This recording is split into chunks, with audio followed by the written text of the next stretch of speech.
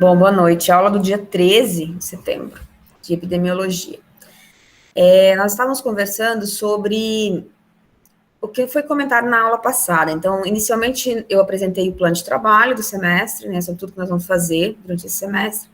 E depois eu comecei a abordar alguns temas da epidemiologia que eu acho que talvez vocês cansem de tanto que eu vou falar, mas eles são importantes. Primeiro, quando nós criamos essa disciplina, nós criamos a disciplina para dar suporte para que professores e pesquisadores que vocês vão se tornar, ou outra atividade que vocês venham a exercer, possa usar um pouco desse conhecimento da epidemiologia. Como? Em sala de aula, por exemplo, vamos supor que vocês se formem e comecem a trabalhar com o ensino fundamental ou ensino médio, é possível, dentro das ciências e da biologia, executar pequenos projetos de epidemiologia na escola. Porque a epidemiologia, ela permite pesquisas muito baratas e muito fáceis de serem executadas. Dá para aplicar um questionário no bairro do aluno, no bairro da escola, na igreja, enfim, na feira livre, e dali tirar um trabalhinho que pode ir para uma feira de conhecimento, inclusive ser premiado, porque vai ser algo original. E o que vocês vão aprender durante essa disciplina é essa base para construir esse conhecimento. Então, ela é uma disciplina que ela tem conteúdo da área de saúde, principalmente nos exemplos, e aí eu esbanjo, né, eu trago artigos com exemplos, mas eu também invento na hora que dá aula, às vezes pego uma ideia e vou nela, assim, como eu tenho um conhecimento razoável da área de saúde, então eu fico um pouco também brincando com esses exemplos, né. E essa base teórica da disciplina da área de saúde, ela é importante, mas ela é a menor parte da disciplina, porque a maior parte da disciplina é a produção de conhecimento, essa parte de gerar conhecimentos novos. Então, vocês vão aprender, a essência da disciplina é esse aprendizado sobre como construir uma questão de pesquisa, como construir uma hipótese, como construir a metodologia, como analisar dados, onde coletar dados. No caso da disciplina de vocês, a gente não pode ir à rua aplicar questionários.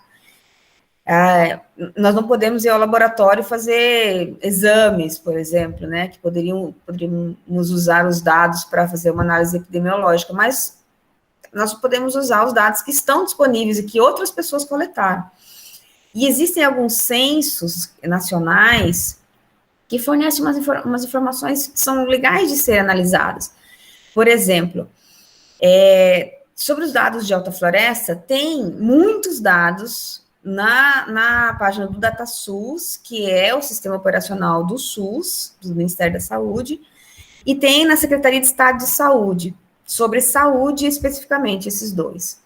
E tem vários outros lugares que têm informações de qualidade de vida, de saneamento básico, de condições de moradia, de nível de educação, escolaridade, né? Enfim, várias outras informações que podem ser variáveis que são secundárias, que não são tão importantes, né? Que são as independentes, que ajudam vocês a fazer análises.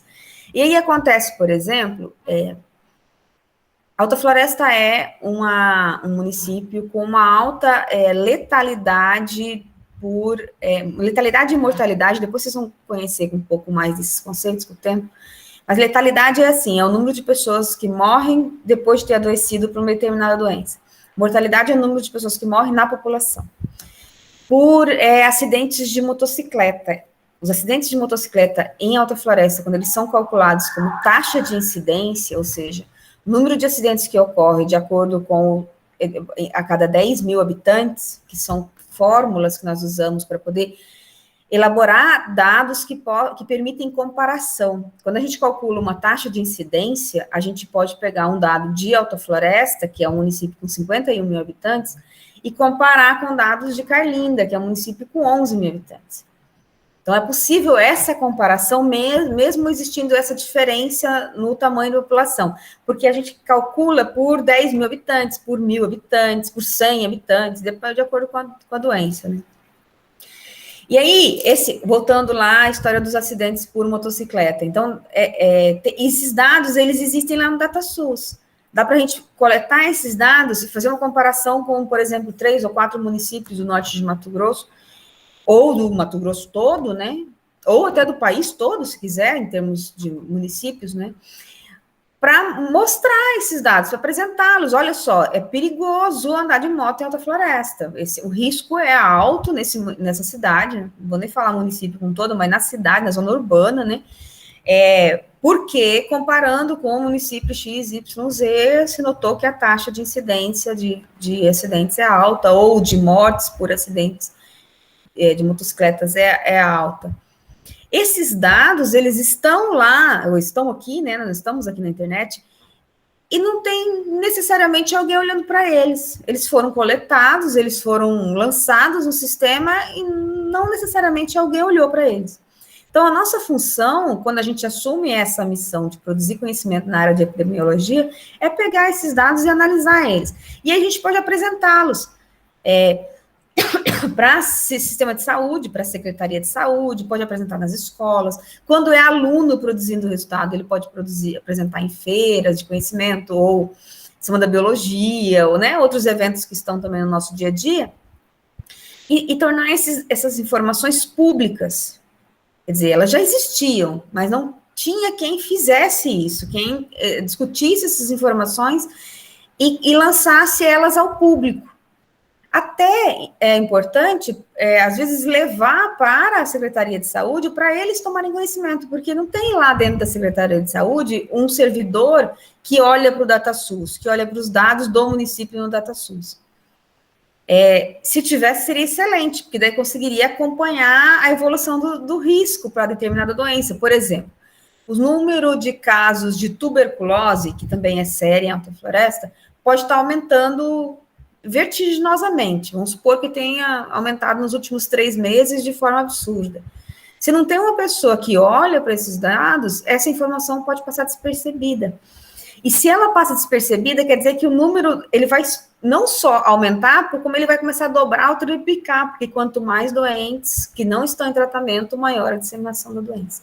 Isso pode acontecer com hanseníase, isso pode acontecer com dengue.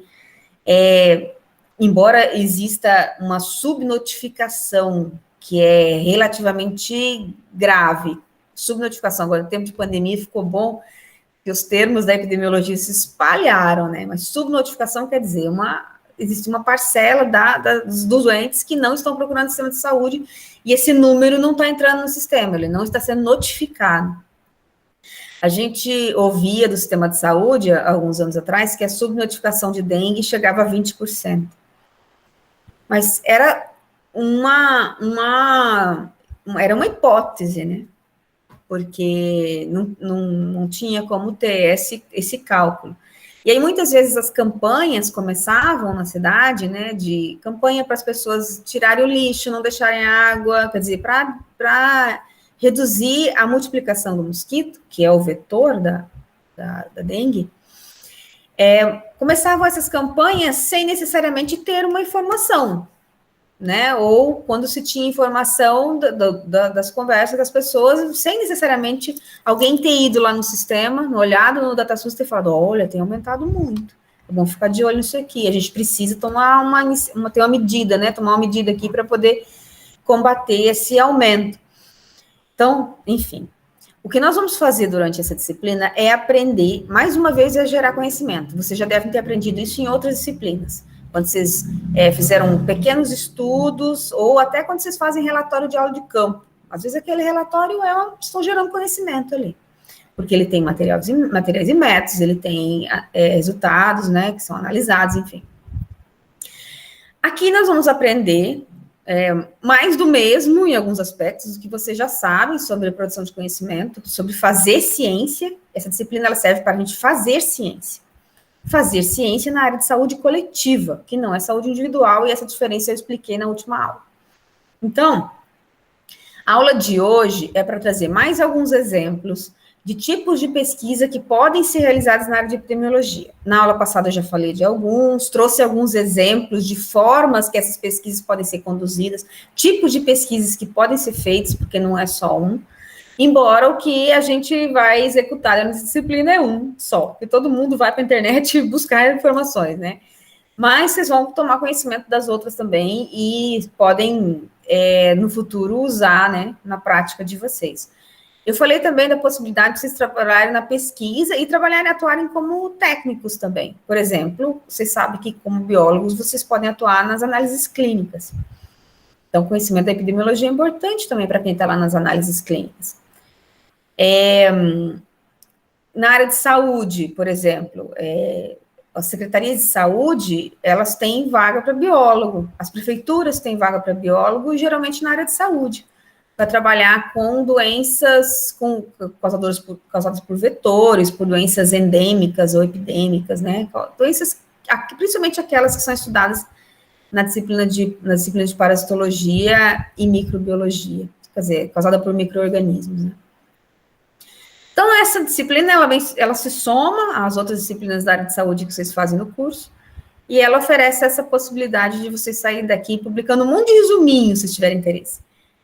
Inclusive, se vocês quiserem acelerar os resumos de vocês dessa disciplina para aplicar na Semana da Biologia, beleza, eu topo. A Semana de Biologia vai ser na semana do dia 10 de novembro.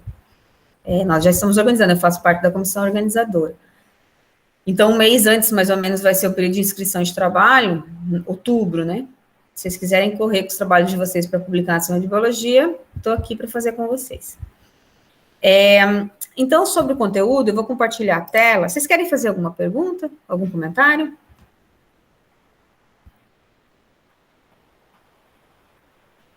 Não? Tranquilo por mim, prof. Ah, beleza, Larissa.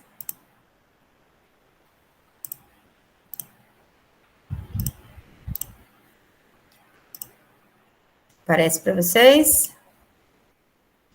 Tá aparecendo. Ah, beleza. Então, essa aula aqui, ela é a aula 2. Para vocês acompanharem os números das aulas, porque eles são guias, né? Tá lá no nosso programa da disciplina, no plano de trabalho que está disponível no SIGA, os números das aulas e com as datas. Quando eu lanço aqui, apresento para vocês os slides, esse arquivo com esse número de aula, ele já está lá no SIGA também. Se vocês quiserem, vocês podem acompanhar, inclusive baixar lá e acompanhar. Tem algumas aulas, como a de hoje, que eu tive que fazer a aula 2 e a aula 2A, porque o arquivo ficou muito pesado para eu carregar no SIGA. E quando eu compartilho com vocês o link da gravação da aula no YouTube, ele também vem com a mesma numeração. Então, hoje, dia 13, é a aula 2, é o 2 do arquivo da aula e o 2 da gravação, que é o título também da gravação lá do YouTube, tá bom? Então, dá para vocês não se perderem, porque nos semestres anteriores eu andei fazendo um pouco de bagunça com isso. Agora tá certinho. Então, eu tinha falado na aula passada sobre as pesquisas observacionais, que não são essas aqui. As pesquisas observacionais são aquelas que não se faz um experimento, mas se observa alguma coisa que aconteceu, está acontecendo, ou até pode se prever aquilo que pode vir a acontecer, de acordo com usando cálculos de risco. Então, observacional, que era aquela que eu falei na aula passada, é a pesquisa que a gente vai fazer durante esse semestre, que é o que vocês vão executar. Que vocês vão usar dados que já estão na internet e vão analisá-los, ou seja, vocês não vão fazer nenhum tipo de experimento em laboratório, na rua ou na casa de uma pessoa. Então, experimental é outra classe de pesquisas na área de epidemiologia e é a que eu vou falar com vocês agora. Então, existe nessa pesquisa experimental, pesquisa com pessoas, pesquisas com animais e pesquisas com micro-organismos. Todas as pesquisas, independente de com quem elas são, elas iniciam em laboratório em meios inertes, ou seja, usando uma placa de Petri e um tubo de ensaio. Então, a pesquisa, vamos supor que um de vocês decida estudar o princípio ativo de uma determinada planta, sei lá, ipê amarelo, para ver se ele cura, sei lá, feridas, né? Se ele tem ação anti-inflamatória, vamos supor. Então, aí vocês saem para coletar o IP, vai para o laboratório, e aí vai fazer o teste em laboratório sobre a ação anti-inflamatória do IP, né? Nesse nosso exemplo que nós estamos inventando aqui, com extrato de flores, por exemplo. Você vai fazer esse teste inicialmente em meio in vitro, quer dizer, fora, não é em organismos vivos. Então, numa placa de PET, num tubo de ensaio, faz os testes, e aí conclui a primeira etapa, e dali pode tirar uma conclusão. Só que essa conclusão não é suficiente para que se libere extratos de flores de ipê como um medicamento anti-inflamatório ou como um fitoterápico nas farmácias. Ele tem que passar por testes em animais, depois ele tem que passar por testes em humanos. Essas etapas, fazem parte de algumas das confusões que ocorrem em termos de negacionismo na ciência, inclusive. Foi o que aconteceu com a hidroxicloroquina, agora durante a pandemia, porque existiam experimentos de laboratório in vitro. Sem que se passasse para as etapas seguintes, porque nem tinha tempo para isso, já se concluiu que ela era suficiente para o tratamento da Covid. E aí, quando quem entende de pesquisa falava, olha, não é, porque não foi testada, as pessoas ficavam bravas. Foi sim, não foi. Foi em que etapa? Lá na etapa dos estudos bioquímicos, na etapa laboratorial, ela não é suficiente. Lá na etapa laboratorial, a gente pode, eu até ouvi uma pesquisadora falando isso um dia desses, você pode eliminar um vírus com açúcar, você pode eliminar um vírus com qualquer substância salobra, ácida ou uma alcalina. Isso não quer dizer que essa substância depois, quando testada em modelos animais, ela vai surtir o mesmo resultado. Então, aquela etapa inicial, laboratorial, ela não prova nada. Ela só é um primeiro passo que libera para a segunda etapa, que são os estudos em modelos animais. A mesma coisa é feito com vacinas. Então, ela primeiro tem uma etapa laboratorial, depois ela vai para testes em animais, depois ela vai para testes em humanos. Tem que passar necessariamente por todas as etapas. Se não passa por todas as etapas, as agências reguladoras dos países não permitem que essa substância seja aplicada em pessoas. E é o que a Anvisa faz no Brasil. Ela controla se todo o procedimento foi executado de acordo com o que exigem as pesquisas, né? Se houve alguma falha ali, então ela não autoriza o uso desse medicamento, dessa vacina, enfim. Todos os países têm agência reguladora, algumas como as agências mais fortes, outras mais fracas, mas todas têm, de algum modo, alguma forma de controle para que não se saia vendendo comprimido de farinha para as pessoas, né? Embora já tenha ocorrido, inclusive no Brasil, com anticoncepcional de farinha. Mas, enfim. Esse tipo de pesquisa, quando ele chega em humanos, então, a população que é incluída, que é essa amostra de população que é incluída nos estudos, ela é dividida em 2 grupos. Esses 2 grupos podem ser de doentes e não doentes, todos recebem o mesmo medicamento. Então, você vai ver se há diferença substancial nos resultados para quem está doente. Ou a população é distribuída em só doentes, e a metade recebe o medicamento e outra metade recebe placebo, que é uma cápsula com uma farinha ou com açúcar, alguma coisa lá dentro, que não é o medicamento. E depois se analisa os 2 grupos comparativamente para saber se houve algum resultado. Essas amostras não podem ser muito pequenas, por isso que algumas pesquisas, às vezes, cumprem todas as etapas certinho, mas elas não são, o medicamento ou a vacina não é autorizado depois. Por quê? Fez com uma amostra muito pequena da população, ou, às vezes, usou uma amostra que não é representativa da população. No caso brasileiro, isso é bem característico. A população brasileira, ela é bem heterogênea, né? Tem negros, indígenas, japoneses, tem pessoas com origens diferentes, embora isso não faça grande diferença, mas em algumas doenças pode fazer. Então, essa amostra, ela tem que ser planejada, ela tem que ser representativa, né? Ela tem que representar a população como um todo. Isso também acontece quando se faz experimentação que não seja, por exemplo, com medicamento, mas pode ser uma experimentação com atividade física, 3 horas de atividade física por semana. Então, escolhe uma amostra e aí faz uma análise, por exemplo, vou inventar, né, relacionando a atividade física à perda de peso. E aí, então, pega uma população, amostra a população que é representativa do todo que se pretende compreender, E aí uma parte dessa amostra vai fazer atividade física, metade, a outra metade não vai fazer. E aí se compara os resultados no final. Então tem várias outras coisas que podem ser investigadas em relação à alimentação, né? Tudo que se faz, que você planeja o que a população vai fazer ou não vai fazer, é um experimento. E aí, sim, nós estamos falando, então, de pesquisas epidemiológicas experimentais. Eu vou dar alguns exemplos. Primeiro, sempre o que eu falo desde o início da disciplina, nós estamos falando de populações, a gente estuda a saúde no coletivo.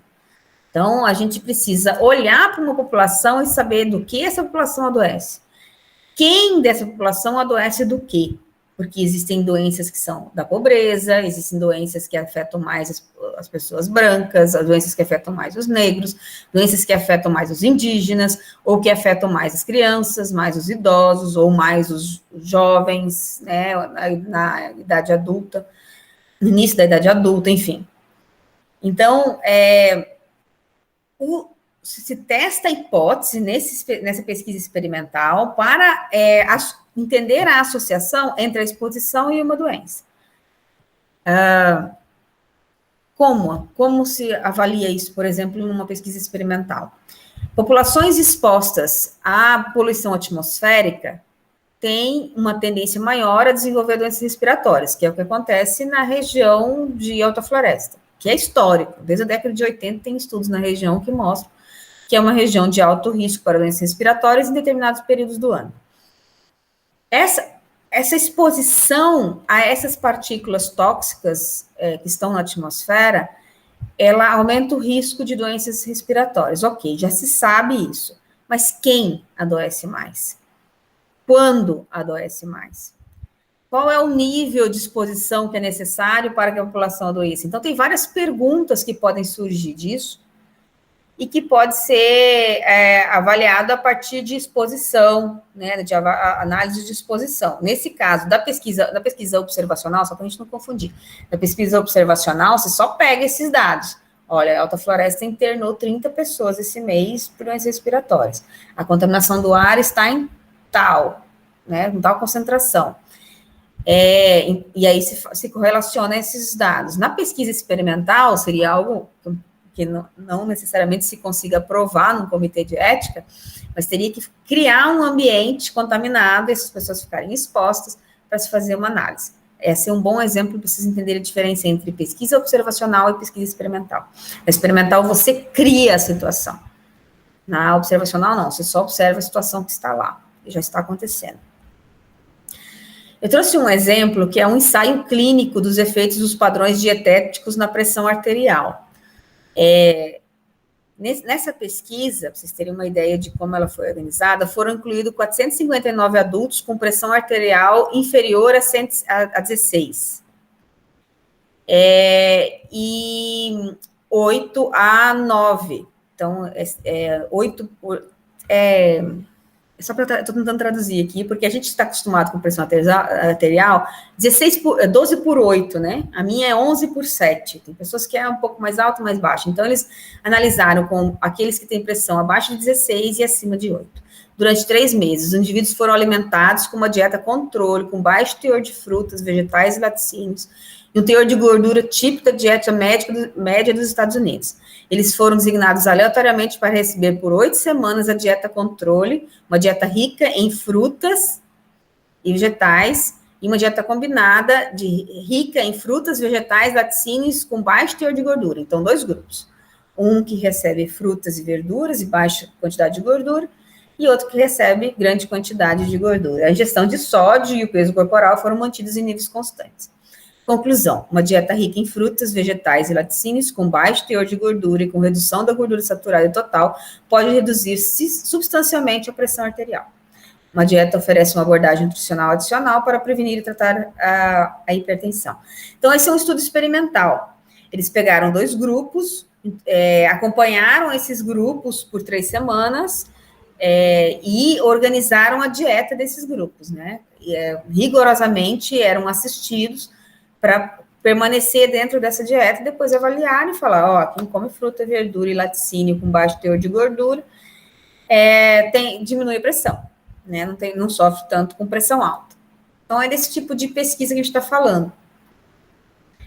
Tem mais um exemplo aqui. Eu fui misturando um pouco os temas para não ficar uma coisa muito cansativa e para a gente ter uma ideia de coisas diferentes que podem ser pesquisadas, né? Eficácia do aconselhamento domiciliar por pares para promover a amamentação no Nordeste do Brasil. É um ensaio clínico randomizado, ou seja, acompanhado do início ao final. O ensaio clínico randomizado, realizado em maternidades e domicílios de Fortaleza, uma das regiões do Brasil com baixíssima renda, 1.003 mães e seus recém-nascidos foram selecionados em 8 maternidades. Os recém-nascidos necessários eram saudáveis e pesavam menos de 3 quilos. Aí, qual foi a intervenção? Porque se é uma pesquisa experimental, ela tem uma intervenção.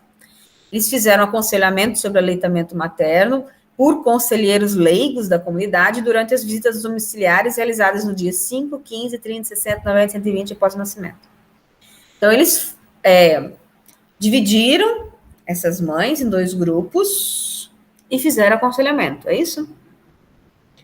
O aconselhamento, desculpa, eles não dividiram, eles aconselharam todos e aí eles foram analisar. O aconselhamento e amamentação promovido por conselheiros leigos pode impactar favoravelmente nas taxas de aleitamento materno, sei lá nas conclusões, exclusivo e contribuir para retardar o uso de fórmula láctea e desmame. Então, eles comprovaram, a partir de uma experimentação, que foi lá aconselhar a mãe a amamentar, que essas crianças estenderam mais o período de amamentação, essas mães demoraram mais no desmame e demorou mais a introdução de outras bebidas lácteas, né, de outros tipos de leite.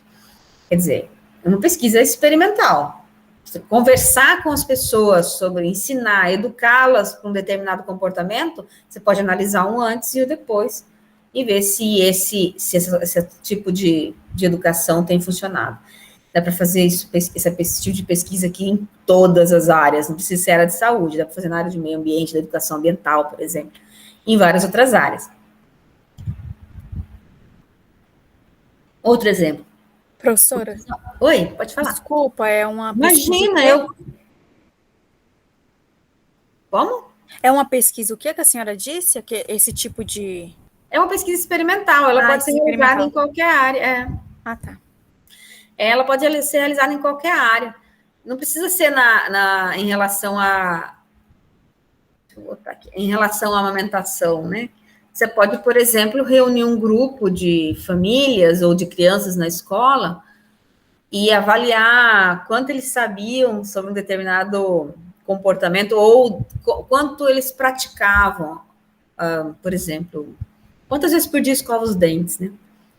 Aí anota todos esses resultados nessa amostra de crianças e aí depois faz uma série de atividades com eles para eles aprenderem, para eles se sentirem estimulados a escovar os dentes. Aí depois aplica o questionário depois de um mês, aplica de novo dali a 3 meses, né? Quanto mais tempo, mais vezes aplicar, melhor é essa avaliação para ver se funcionou. E aí é uma pesquisa experimental, que é na área de saúde, inclusive, essa parte de educação em saúde, né? Em relação à higiene. Então, para vocês terem uma ideia de como pode ser simples um projeto na área de epidemiologia, e que alunos de escola podem executar, né? E podem publicar esses resultados. E lembrando que quando as crianças se envolvem, os adolescentes se envolvem com uma atividade como essa, que é de geração de conhecimento, eles também mudam os hábitos deles em relação àquilo que está sendo investigado. Então, você não só está ensinando o conteúdo, como você está ensinando eles a fazerem ciência, né? E valorizar a ciência. A gente está vivendo um período histórico agora que, no Brasil, a ciência perdeu muito valor, né? As pessoas estão trocando ciência por outros tipos de conhecimento e que podem provocar mortes, inclusive, né? Então, é o momento também da gente incentivar muita ciência, e a epidemiologia permite isso. Aqui um outro exemplo é promoção do consumo de frutas e vegetais, protocolo metodológico de um ensaio clínico randomizado controlado. Essas palavras que vocês ainda não conhecem, vocês vão conhecer durante a disciplina, porque eu ainda vou falar bem mais sobre isso. Então, esse aqui foi um ensaio clínico, ele foi usado para estimular o consumo de frutas e vegetais em uma amostra representativa de consumidores com 20 anos ou mais em uma cidade brasileira. As ações foram conduzidas ao longo de 7 meses, e os dados da linha de base foram coletados em 1.483 participantes. Dados de linha de base são aqueles dados iniciais. Acabei de dar um exemplo, né? Você vai lá e coleta as informações iniciais e aí você segue acompanhando. Então, no final lá, o que eu marquei, representa um esforço para avançar questões metodológicas e fornecer subsídios teóricos para ações. Que aí é outra coisa que eu quero chamar a atenção em relação a essas pesquisas epidemiológicas. Nesse caso aqui, eles estimularam o consumo de frutas e verduras e depois avaliaram. Esse tipo de resultado, ele não serve só para a gente publicar alguma coisa ou para levar o trabalho do aluno para uma feira de conhecimento. Ele serve também para a gente alertar o sistema de saúde. Quando eu falo sistema de saúde, não estou falando de uma coisa assustadora, estou falando lá da Secretaria de Saúde, da Prefeitura, que todo mundo pode ir lá conversar com o secretário de Saúde, ele está lá, porque ele é um servidor público e deve nos atender. Ou conversar na UBS com a enfermeira ou o enfermeiro que são responsáveis por ela, ou numa escola, né, onde se pode colocar em curso um projeto na área de saúde, de educação e saúde. Então, assim, se faz um levantamento, ou melhor, se faz uma investigação, que nesse caso aqui, um experimento, que se permite verificar que, olha, se fizer mudanças mínimas na alimentação dessa população, ela vai ter menos problema com pressão arterial e ela vai ter mais saúde em vários outros aspectos. Aí pode estimular projetos no local onde você está, dentro da escola, dentro da Secretaria de Saúde, ou, né, no município, em outras áreas, né, na igreja, na feira, como eu falei, na rua. Então, às vezes, quando você faz uma pesquisa que você envolve as pessoas do lugar onde você está, é mais fácil você projetar alguma coisa, né? Ou criar uma ideia e colocar alguma coisa para acontecer, para uma mudança acontecer no lugar onde você está. Porque as coisas não estão vindo de fora, elas não são estranhas, elas são produzidas no lugar. E outra coisa, os meios de comunicação e agora as redes sociais, elas gostam muito de divulgar essas coisinhas que a gente faz no município, sabe? E a gente está falhando, talvez, um pouco como universidade, porque tem vários estudos que a gente está fazendo que não estão saindo, que são do lugar e que não estão saindo nas redes sociais, não estão saindo no município. Não. As pessoas não estão ouvindo falar, né? E essa é uma falha, porque se elas começam a ouvir falar, elas começam a se preocupar quando o problema é apresentado para elas. Então, é para isso que servem também esses estudos experimentais ou os observacionais que vocês vão fazer, não é só para publicar, né? Aqui outra ideia, concentrações de glifosato permitidas no ambiente na água potável podem influenciar o destino das células-tronco neurais da zona subventricular do camundongo pós-natal. Primeira coisa, lembra que eu falei que existem 3 passos da pesquisa experimental quando diz respeito a medicamentos e vacina, eu esqueci de citar as substâncias tóxicas também, é a mesma coisa. Então, primeiro se faz um estudo bioquímico em laboratório lá na placa. Depois se faz um estudo em animais, depois, se aprovado, vai fazer um estudo em humanos. Tudo isso passa por avaliação de várias instituições e vários pesquisadores para saber, porque não se vai arriscar fazer um teste, por exemplo, com veneno, né, com agrotóxico em pessoas. Mas em ratos é permitido, embora existam vários grupos que condenem essa prática já há bastante tempo. Então, nesse estudo, eles fizeram uma avaliação in vitro com células-tronco neurais aplicando glifosato. Glifosato é um tipo de herbicida usado na agricultura, muito comum em Alta Floresta, em Mato Grosso, é o mais usado, na verdade, de todos, inclusive em soja, que ele é conhecido como mata-mato. Pessoas usam nos quintais também, para pulverizar os quintais. E tem várias pesquisas que mostram o potencial dele cancerígeno, né? E aí, essa pesquisa aqui mostrou que ele pode causar uma malformação. Eles fizeram um teste com células-tronco, aplicaram, e aí os nossos resultados demonstram que as concentrações permitidas de glifosato na água potável, reconhecida pelas autoridades de proteção ambiental, são capazes de induzir neurotoxicidade no sistema nervoso em desenvolvimento. Então, essa pesquisa não foi feita no Brasil, pelos nomes dos autores a gente vê. No Brasil é muito difícil ter financiamento, conseguir financiamento numa pesquisa dessa, porque o agronegócio tem um poder enorme, não permite que recursos públicos sejam liberados para pesquisa, que fale alguma coisa contra o uso de agrotóxicos. Então, as pesquisas geralmente vêm de fora, de outros países, e aqui, no caso deles, o que é permitido de glifosato na água potável de outros países é menos do que é permitido no Brasil. Então, nesses países já há pesquisas mostrando que o glifosato pode causar problemas no desenvolvimento neural, no caso, em camundongos, essa pesquisa não chegou a humanos. Imagina com as concentrações que são permitidas no Brasil, que são muito mais altas. Então, aqui mais um exemplo de uma pesquisa experimental, nesse caso é laboratório mesmo, é trabalho na bancada, né? Não é como os exemplos anteriores. Outro exemplo, impacto do bloqueio na epidemia de Covid-19 na Ilha de França e possíveis estratégias de saída. A Ilha de França é a grande Paris, que é Paris e os municípios que estão em volta. É um estudo com pouquíssimos dados, e isso acontece, eu falei para vocês que o tamanho da amostra ele tem que ser representativo. Ok, isso é padrão.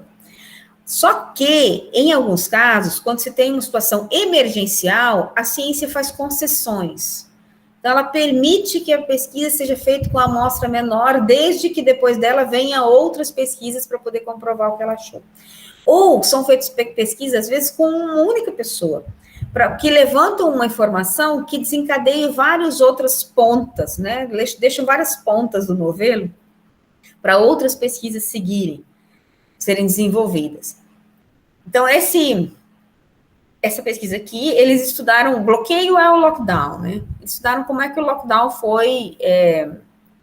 repercutiu, né? Resultou em resultados lá na região de Paris.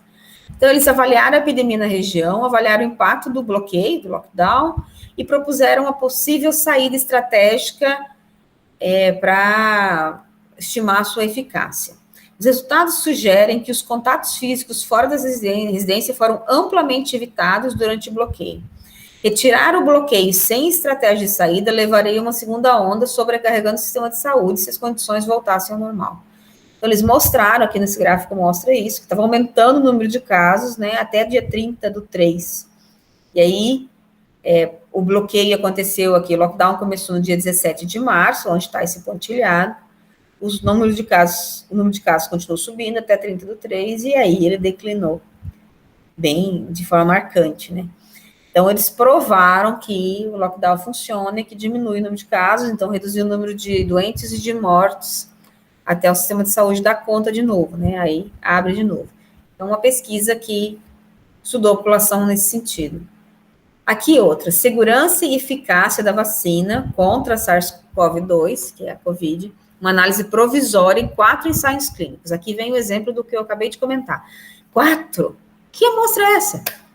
Mas lá, quando se tem uma situação emergencial, a ciência faz concessões. Ela aceita que seja em menor número para ter uma resposta rápida e ter já insights para poder seguir para novas pesquisas, porque algo, no caso da Covid, é algo que foi uma doença que mobilizou a ciência como nunca se viu na história da ciência e produziu mais conhecimento do que tudo que se viu até hoje em relação a um determinado aspecto, né, na ciência. Então, ela foi uma revolução na ciência, de certo modo, pela capacidade que a ciência teve de reação para produzir conhecimento.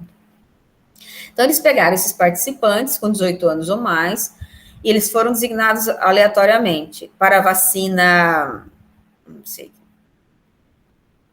e outra, para a vacina contra a Covid, e outra com a vacina que era meningocócica. Então, não era para a Covid. Então, entre 23 de abril e 4 de novembro de 2020, 23.848 participantes foram inscritos, 11 mil participantes. Desculpa, eu falei 4 pessoas, não são 4 pessoas, são 4 ensaios clínicos. Desculpa, eu errei aqui. E aí, eles fizeram esses 4 ensaios, e aqui, eu não vou entrar em detalhes, porque vocês devem ter ouvido falar tanto disso aqui, mas está aqui a população, que eles pegaram como amostras, dividiram em 2, e na metade foi feita uma intervenção que tomou a vacina. Essa vacina, uma delas eu acho que é a AstraZeneca, e a outra foi controle, que tomou só uma vacina para outras doenças, ou solução salina.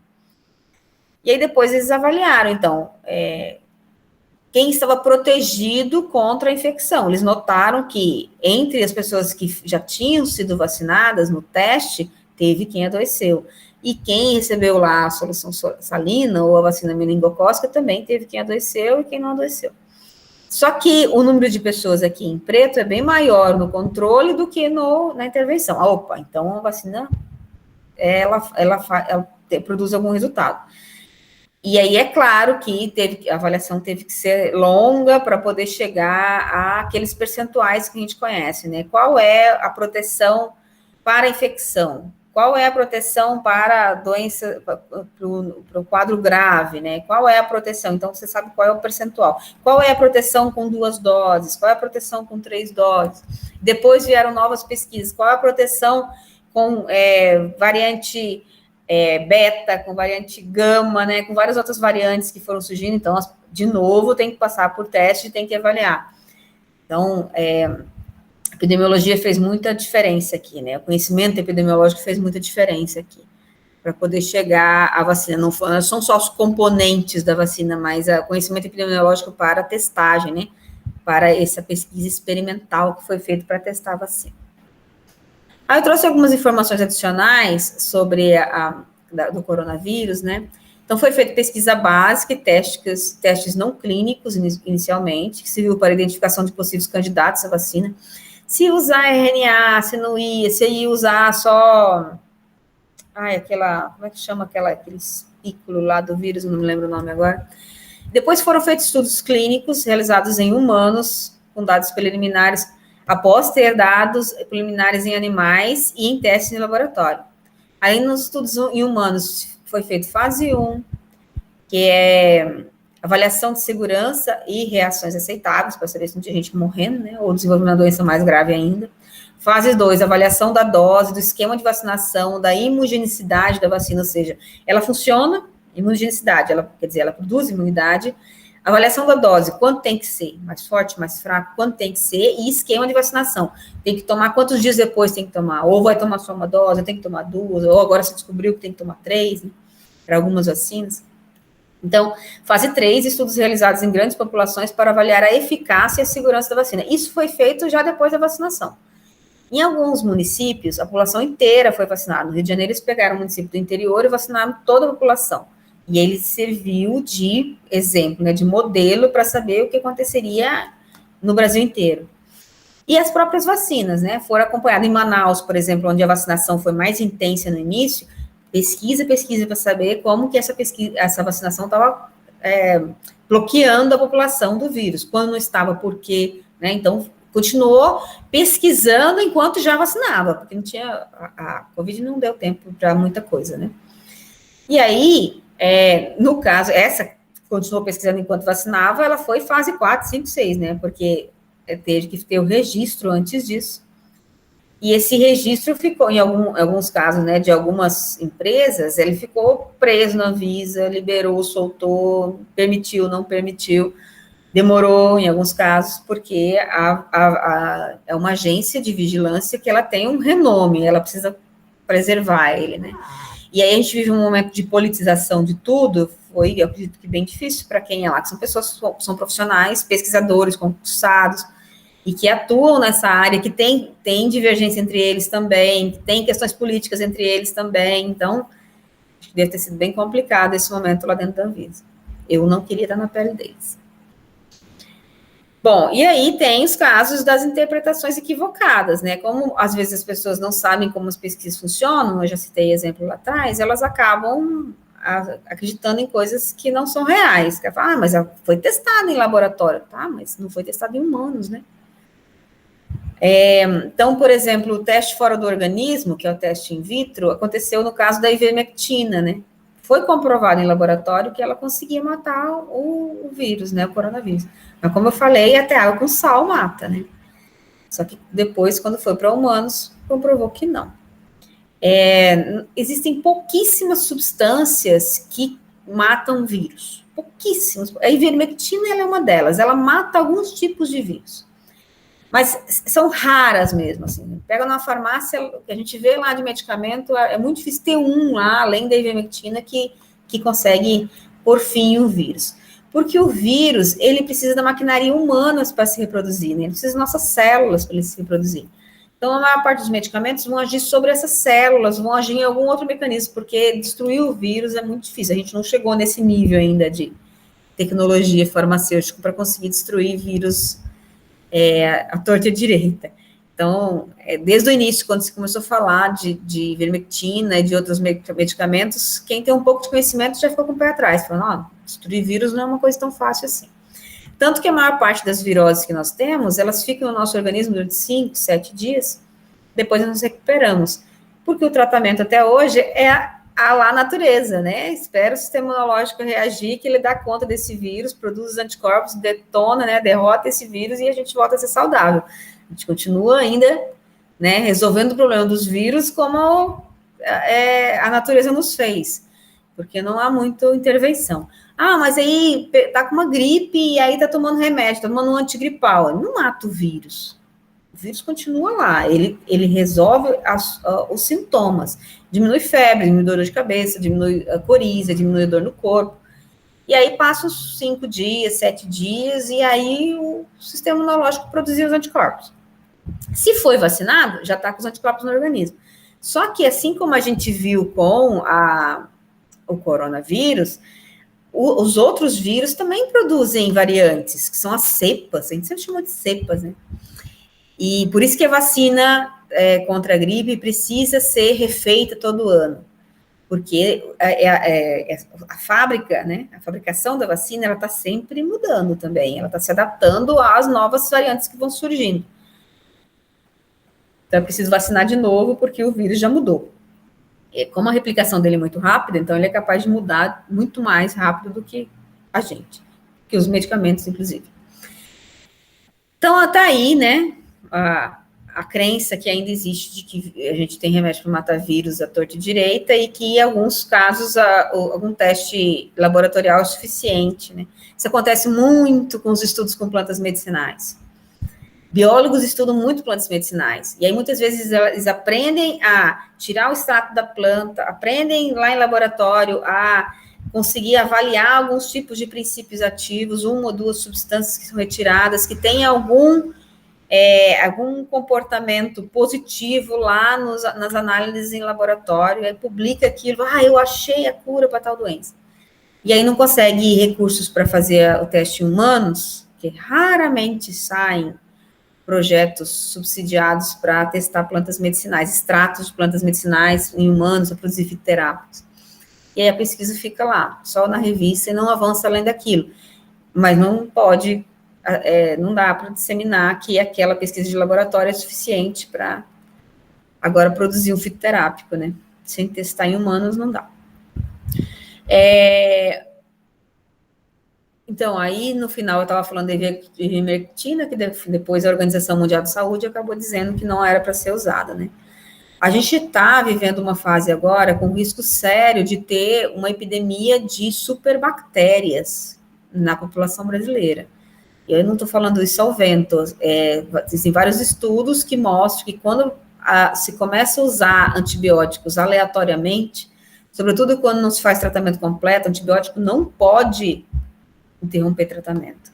E quando você interrompe o tratamento, você imagina, você está tomando uma substância para eliminar uma população de bactérias. Quem são as primeiras que são eliminadas? As mais fracas, as menos resistentes, né, ao medicamento. Quem vai na segunda leva? As que são um pouco, né, mais fortes. E aí vai indo. No final, lá no seu 4º, 5º dia de tratamento, o que está no organismo? Só as potentes, né?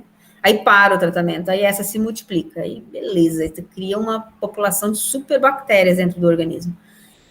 E, então, não dá para interromper tratamento com antibiótico. O que aconteceu, que é mais sério ainda, agora durante a pandemia, é que se liberou antibiótico, se doou, né, antibiótico para as pessoas tomarem, e que tomaram aleatoriamente, né, cada um do seu jeito, e sem precisar, muitas vezes, tomar. Então, há um risco sério que esse uso indiscriminado de antibióticos tenha aberto as portas para grande quantidade de bactérias que podem ser essas superpotentes que foram selecionadas. E que a gente pode vir a ter uma fase agora de uma epidemia de superbactérias, né? Meus cachorros estão agitados. Bom, para que serve a pesquisa experimental em epidemiologia? Eu já falei várias coisas, mas eu vou citar novamente. Primeiro, educação, né? Precisa saber o que existe. Só existiram campanhas no Brasil para as pessoas pararem de fumar, porque houve pesquisas que mostraram que tinha muita gente fumando. Então, só houve campanha para as pessoas usarem camisinha, porque houve pesquisas que mostraram que tinha muita gente sendo contaminada com AIDS, quer dizer, a taxa de incidência estava alta, que tinha muita gente que não estava usando camisinha, e pesquisas que mostraram que a camisinha era eficiente para o controle da disseminação do vírus, ou seja, pesquisas antecederam aquilo que gerou educação, a educação ela pode ser formal ou não formal. Então, formal é aquela que acontece dentro da escola, e não formal é que acontece na televisão, no rádio, na rua, na igreja, né, com os pais, enfim. Então, tem várias formas de educação que podem ser campanhas que podem ser criadas, projetos que podem ser executados a partir de uma pesquisa que se faz no local onde a gente está, onde a gente vive, no bairro, inclusive. Então, a epidemiologia também permite, né, a liberação de medicamentos, eles não podem, não é só um processo laboratorial que libera o uso de medicamentos, né, tudo aquilo que está na farmácia passou por testes em humanos. Embora a indústria farmacêutica do Brasil é fraquíssima, ela produz quase nada. O que nós temos aqui de medicamento vem de potências multinacionais europeias e americanas, né, estadunidenses. E lá nos Estados Unidos, por exemplo, quem faz esses testes são as próprias empresas. E aí tem uma série de documentários aí, Netflix e YouTube, que mostra para vocês os problemas que existem no meio desses testes todos. Porque a indústria farmacêutica transformou tudo em produto, né? E tudo gera lucro. Mas, enfim, ainda é o que prolonga a vida e diminui as dores de muita gente. A vacina é outra resultante de pesquisa experimental na área de epidemiologia. Não existiria vacina se não existisse uma pesquisa experimental por trás disso. Lockdown, que não é um conhecimento da época da pandemia do coronavírus. Se conhece lockdown desde há mais de um século, que se pratica lockdown quando existem casos de epidemia ou pandemia. Então, não é uma criação recente. Campanhas, como já falei, parar de fumar, campanha para ter uma alimentação saudável, e várias outras coisas que podem ser feitas, projetos que podem ser executados, e outras formas de viver que podem surgir a partir de resultados de pesquisa. Na verdade, nós somos uma sociedade, a sociedade líquida, né, do pós-modernos, que substituiu muito do que se fazia com base no conhecimento ancestral com o que se faz hoje com base no conhecimento científico. Acho que é muito difícil vocês conversarem com uma pessoa que não saiba o que é uma proteína, um carboidrato, um lipídio, né, como a alimentação é melhor, é saudável comer ovo, ou é saudável comer, né? As pessoas todas ligaram o seu modo de viver à ciência.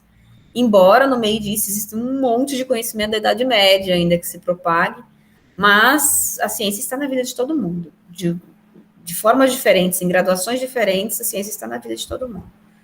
Tudo que se faz quando se avalia em termos de qualidade nutricional, qualquer tipo de comentário, por trás dele está um monte de pesquisa científica. E muitas delas são pesquisas experimentais na área de epidemiologia. Então, é isso da aula 2, vou mostrar para vocês agora a aula 2A, que, como eu falei, eu tive que dividir, né? Mas eu quero saber, antes de vocês, como é que tá? Tudo bem? Quer fazer alguma pergunta? Tranquilo, prof. Ruim é só o horário, né? Não, Essa imagina. aula... E para mim, eu estou no horário de Brasília, porque eu estou em Nova Chavantina, né? Agora, para mim, aqui são 23h07. Olha aí, o horário é muito ruim. O horário é ruim, concordo com você. Cansativo, né? Uhum. Querem comentar alguma coisa? Querem trazer algum exemplo? Na verdade, só que a disciplina... Na verdade, a gente está no momento aí que a disciplina está servindo, né? Porque tem muitos exemplos para ser usado por conta dos dias atuais. No ano passado, quando eu estava ministrando essa disciplina, Larissa, eu usava mais exemplos da Covid. Teve uma turma, inclusive, que a gente praticamente só falou de Covid, só que eu achei que começou a ficar muito cansativo, porque a TV está falando o tempo todo, o rádio está falando o tempo todo, né? Entrou muito nas nossas vidas. Aí ainda chegava na Unemate, né? Chegava virtualmente na Unemate para ter aula, ainda era uma aula sobre Covid, né? Aí eu comecei a diminuir, assim, eu dei uma diluída para não ficar tão cansativo. Mas se vocês tiverem dúvidas sobre a Covid, eu acompanhei, né? Faço parte de um projeto da Unemate que estudou Covid em Alta Floresta. Fui uma das pessoas que deu suporte para a tomada de decisão em Alta Floresta por parte da Secretaria de Saúde. Então, dá para a gente conversar sobre isso tranquilamente. Se tiverem mais dúvidas, é só me falar, que daí eu falo mais sobre o assunto. Bom? Então, eu vou projetar a aula 2A. Opa.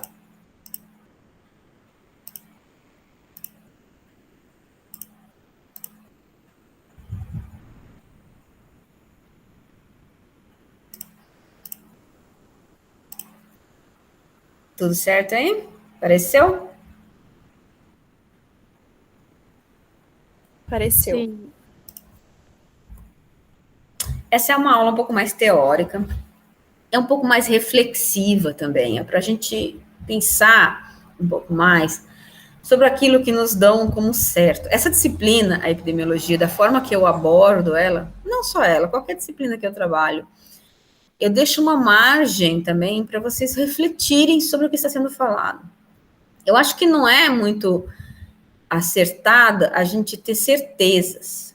Eu falo com as pessoas com que eu converso no supermercado, nas ruas, né? Ocasionalmente, quando eu tenho oportunidade, olha, certeza é um problema, ter certeza é um problema, porque quanto você aprende, né? Quanto você questiona, quanto você avança em termos de conhecimento, de mudança de comportamento, enfim, quando você tem certeza de alguma coisa.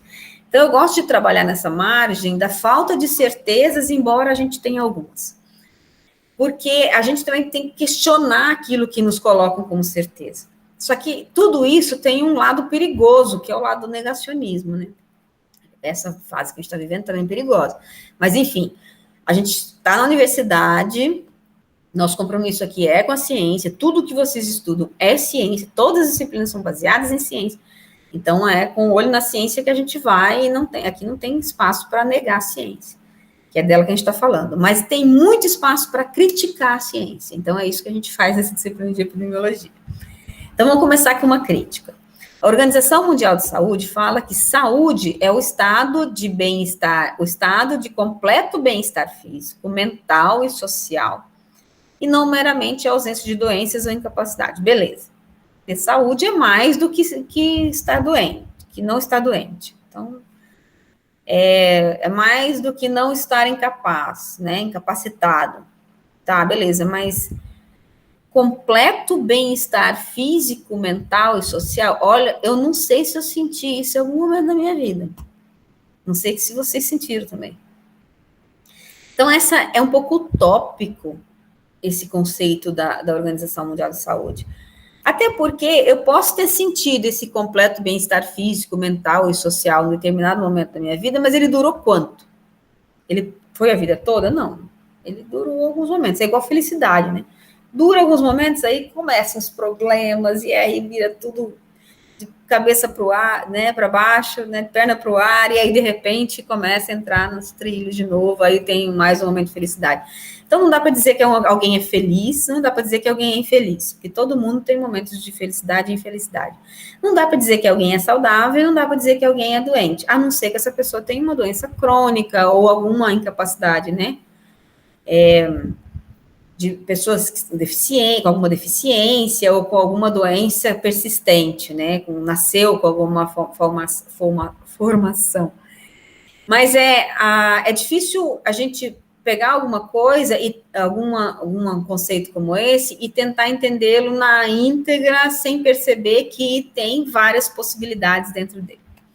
Então, eu até brinco que esse bem-estar aí físico, mental e social, a gente tem que estar com a conta muito gorda e tem que estar precisando trabalhar nada, né? Porque senão é bem difícil alcançá-lo, né? Porque boleto para pagar e trabalho para fazer durante 8 horas por dia, todos nós temos.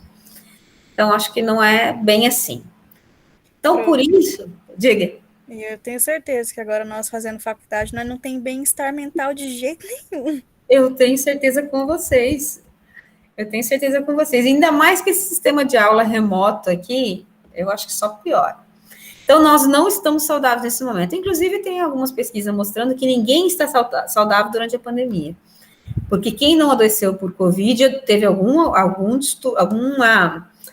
desequilíbrio, né? Não é esse o termo, mas assim, algum descontentamento mental, né?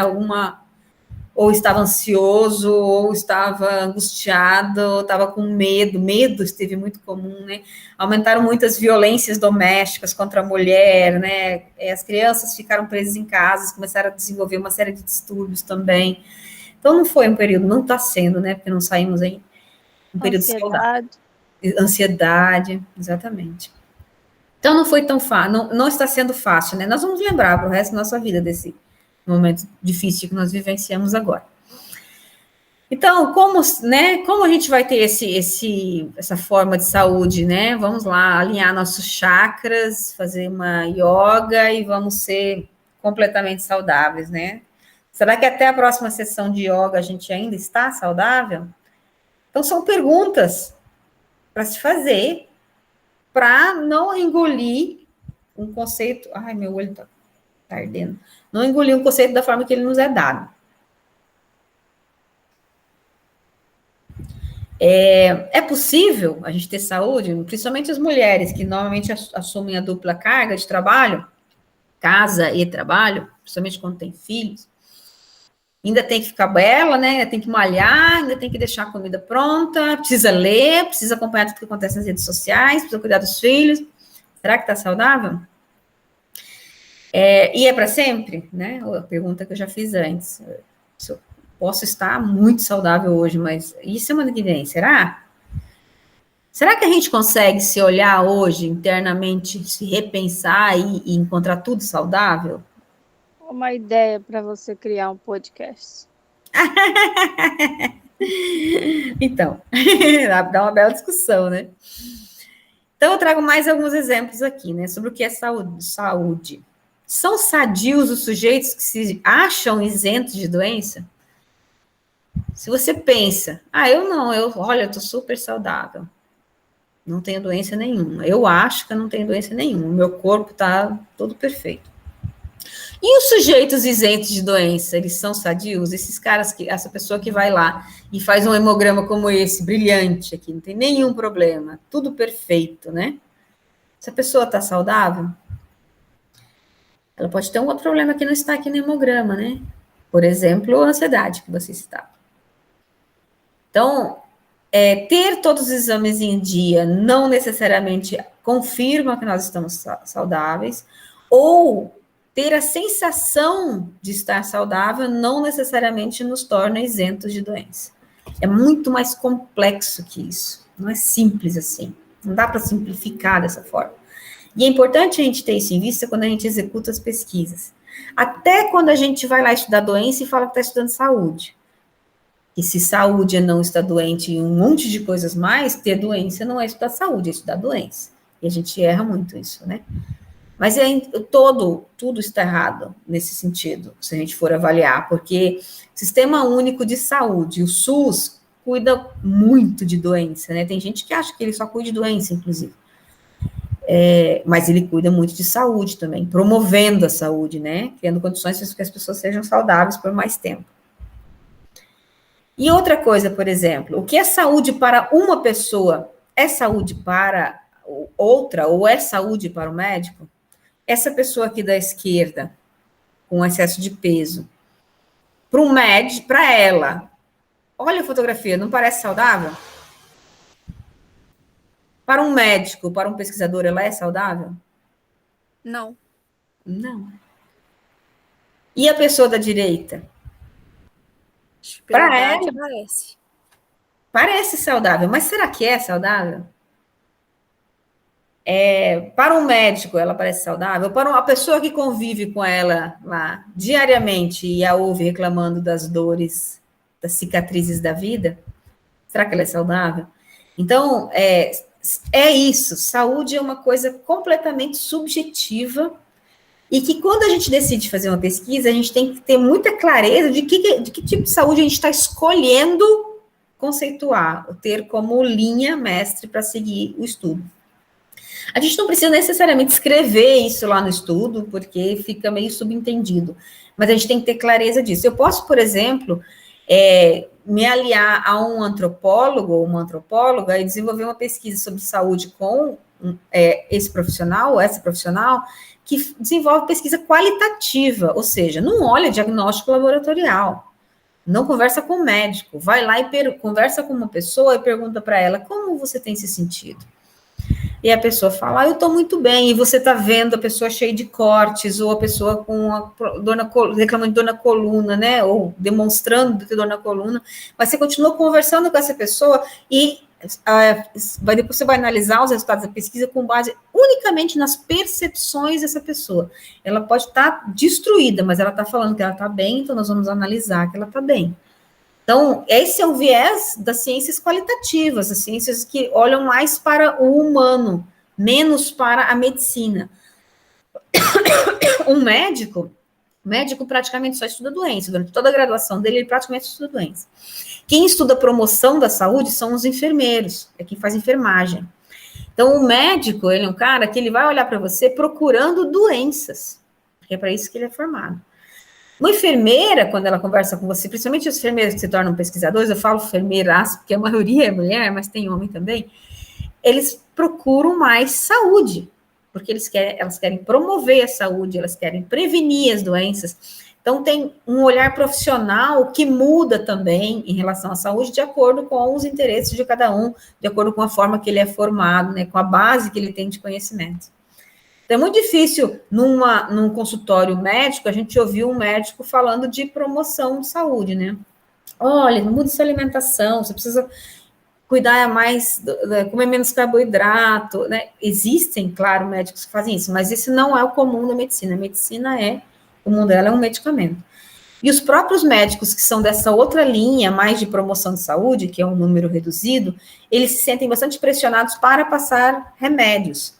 Porque as pessoas, quando elas vão fazer uma consulta médica, tem mudado isso com o tempo, mas ainda tem muita coisa assim acontecendo, e elas vão lá e fazem, por exemplo, check-up, e dizem, não, você não tem nada, você está saudável, mas aí gastei meu dinheiro à toa. Quer dizer, em vez de ficar feliz, não, acha que o dinheiro tem que ser empregado numa doença. Ou quando elas fazem uma consulta médica e o médico não prescreve o medicamento, elas também sabem, aquele médico não presta, não passou nenhum remédio para mim. Quer dizer, tem uma série de confusões no meio disso também, que é uma tentativa de se querer achar uma doença, né? Achar que é necessário achar uma doença. Ou casos de pessoas que, durante uma consulta, tentam esconder o que elas sentem do médico, que elas não querem um remédio. Ou seja, confundem, né? Criam problemas para si mesmo. Bom, e o que é doença? Para o dicionário, é uma alteração biológica do estado de saúde de um ser, homem, animal, etc., manifestada por um conjunto de sintomas perceptíveis ou não. É enfermidade, é mal, é moléstia. E pode ser uma alteração do estado de espírito ou do ânimo de um ser. Existe em inglês, os termos, eles são diferentes. Por exemplo, enfermidade é diferente de doença. Enfermidade, em espanhol também, é aquilo que a pessoa diz que ela tem. Não, na língua portuguesa isso não funciona. E doença é aquilo que é diagnosticável. Nossa língua ela é mais pobre nesse sentido. A gente só tem uma palavra que representa tudo em termos de doença. As outras línguas, elas nos ajudam um pouco melhor a entender essas diferenças. Então, como é medida a doença? Pela ciência ou pela percepção? Quando é o quê? Porque imagina a frustração de uma pessoa que sente dores. Dor não é doença. Dor é sintoma de alguma coisa. E uma pessoa que sente dores e que procura um médico, vamos imaginar uma senhora, né, de 70 anos, com dores que vem há muito tempo, aí ela procura um médico, e o médico faz todos os exames e fala, não, você não tem nenhuma doença. E ela fala, mas eu estou doente, eu sinto dores há muito tempo, são dores que me incomodam. Ele fala, não, a senhora não tem nenhuma doença. Imagina a frustração dessa senhora.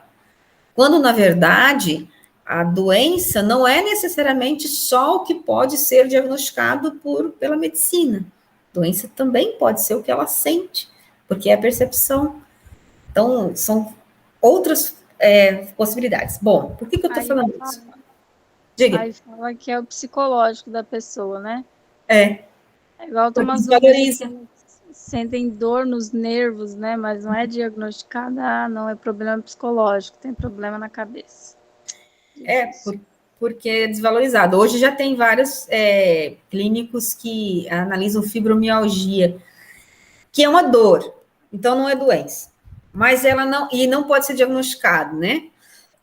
A única coisa que o médico faz é ouvir os pontos de dor. Então, a partir desses pontos de dor, tem uma ideia de que pode ser fibromialgia, que é essa dor nos nervos, né? Mas aí não tem tratamento. O tratamento que tem é para ansiedade. Tá tudo muito confuso. E depende do médico que o paciente pega, ele sai de lá extremamente frustrado, porque não foi considerado aquilo que ele diz. Em relação ao que ele sente. E por que eu estou dizendo tudo isso? Porque é uma disciplina, a epidemiologia, essa que nós estamos cursando aqui, que nos permite fazer pesquisas de percepção. A gente pode fazer uma pesquisa entrevistando pessoas, a gente faz a nossa prática de pesquisa, dos grupos de pesquisa que eu participo, a gente faz isso. A gente faz entrevistas com as pessoas para elas nos revelarem o que elas percebem de si. Ah, mas eu tenho tido muita dor, ou quando eu como pepino, eu fico muito mal, minha barriga incha. Ah, mas pepino causa congestão? Ah, vamos procurar. Será? Eu estou usando isso como exemplo, não sei, nunca li sobre pepino. Mas, enfim, nós podemos pegar só o que as pessoas dizem sentir e publicar um artigo. E é uma pesquisa epidemiológica. Porque a gente não está olhando a saúde ou a doença sob o ponto de vista médico. A gente está olhando a saúde e a doença sob o ponto de vista da percepção dos indivíduos. E aí a gente faz uma análise populacional a partir disso. É super rica esse tipo de pesquisa e muito fácil de executar, porque é feito com entrevistas. E é até interessante usar isso, vou colocar como exemplo. Eu participei de uma equipe que executou uma pesquisa nacional de saúde rural. Eu fui uma das pessoas que formulou os questionários e ajudou a analisar os dados. E as nossas perguntas eram assim: algum médico já falou que você tem câncer? Algum médico já falou que você tem não sei o quê? Mas ali, a gente também tinha que perguntar: alguma vez você já se consultou com um médico? Porque no rural existem pessoas que nunca foram ao médico. Ou se foram num clínico geral, ou foram numa especialidade única, que nunca fizeram um check-up para saber. Muitas das pessoas nunca fizeram check-up para saber dos pés à cabeça que problemas têm, ou que talvez não estejam se manifestando, né? Então, é difícil no Brasil, principalmente no rural, que é bem mais pobre que o urbano, em termos gerais, né? A média não tanto, mas em número de pessoas pobres, né? Percentual de pessoas pobres. A gente perguntar se algum médico já falou alguma coisa. Porque a pessoa muitas vezes nem teve acesso a médico, né? Então, são outros cuidados, são necessários nas pesquisas. E aí, outras questões ainda sobre saudáveis e doentes, né? A pessoa com a perna quebrada, ou a pessoa espirrando, ou a pessoa que venceu a Covid, saudável ou doente, né? A gente sabe que tem várias pessoas com sequelas já há mais de 6 meses, né? E algumas delas sérias. Professora, o esquecimento está entre uma dessas sequelas, né? Sim. Sim. Perda de memória, né? Temporária. Isso. De fragmentação, assim, de memória. Está. Eu acredito que eu peguei, né? Só que deu negativo, mas eu fiquei em casa. Mas eu estou bem esquecida. Tem. Dura até 6 meses, né? Os estudos têm mostrado que esse é o limite. Mas existem pessoas que ficaram internadas em situações graves. Eu conheço uma pessoa com quem eu convivo aqui, que ela teve 2 intubações, ou seja, ela ficou 30 dias intubada. Raríssimas pessoas que sobreviveram depois de 15 dias de intubação. Ela ficou 30. Ela pegou 2 intubações e sobreviveu. E ela já saiu do hospital tem uns 2 meses e ela ainda não anda. Então, as sequelas são gravíssimas, né? O organismo todo foi muito atacado, porque o vírus se dissemina pelo corpo inteiro e começa a atacar cérebro, coração, pulmões, fígado, rins, e corpo inteiro, e vai causando danos diferentes, e vai causando perda de minerais, pessoas que têm quase morte por falta de potássio, pessoas que saem de lá com uma deficiência mineral enorme, que o vírus foi devorando tudo nessas pessoas. E ainda está se descobrindo muita coisa que não se sabe.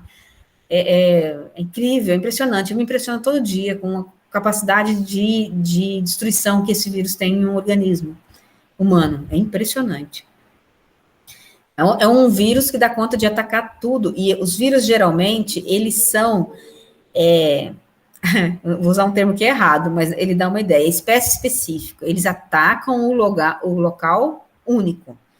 Vírus que ataca pulmões, vírus que ataca a garganta, vírus que ataca o cérebro, vírus que dá bolha nos lábios, né, herpes, enfim, vírus geralmente específico.